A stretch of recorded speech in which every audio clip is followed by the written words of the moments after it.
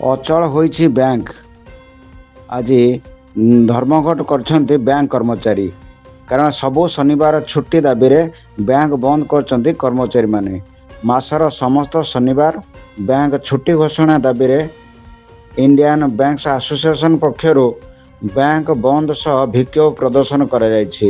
ସାରା ଦେଶରେ ବ୍ୟାଙ୍କ କାରବାର ବନ୍ଦ ରହିଛି, ଯାହାକି ଗ୍ରାହକ ସେବା ବଞ୍ଚିତ ହୋଇଛନ୍ତି।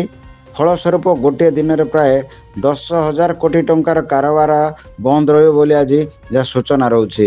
ସେଣ୍ଟ୍ରାଲ ବ୍ୟାଙ୍କ ଅଧିକାରୀ ସଂଘର ଅଧ୍ୟକ୍ଷ ଦାମୋଦର ନନ୍ଦ କହିଛନ୍ତି, ସପ୍ତାହ 5 ଦିନ କାର୍ଯ୍ୟ ଦିବସ ସହ ସବୁ ଶନିବାର ଗୋଟେ ଛୁଟି ଦିବସ ଭାବେ ଘୋଷଣା କରିବା ଦାବିଗୁଡ଼ିକୁ united forum of bank union ବନ୍ଦ ପାଳନ କରିଛି।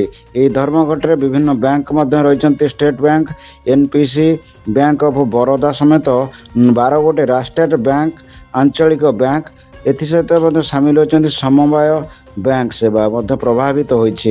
ଆମେ ଦେଖାଉଛୁ ବର୍ତ୍ତମାନ ଆମେ ଅଛୁ ସମବାୟ ବ୍ୟାଙ୍କ ଭୁବନେଶ୍ୱର ସ୍ଥିତ ରାଜ୍ୟ ସମବାୟ ବ୍ୟାଙ୍କ ପରିସର ଆମେ ଦେଖେଇବ ସିଧାସଳଖ ଆମେ କଣ ରହିଛି ଆପଣ ଦେଖନ୍ତୁ କଣ ରହିଛି।